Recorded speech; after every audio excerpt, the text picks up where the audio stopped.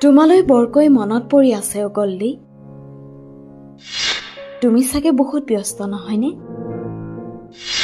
তোমাৰ সপোনৰ ছবিখন মুক্তি দিব লাগে। পুনৰ ফেচবুকত গৰিমা শইকীয়া গাৰ্গৰ আৱেগিক পোষ্ট। অসমে নিজৰ প্ৰিয় সন্তান হেৰুৱালে, কিন্তু গৰিমা শইকীয়া গাৰ্গে হেৰুৱালে তেওঁৰ সমস্ত পৃথিৱী। জুবিনদাৰ মৃত্যুত আটাইতকৈ কষ্ট পোৱা মানুহগৰাকী হৈছে তেওঁৰ পত্নী গৰিমা শইকীয়া গাৰ্গ।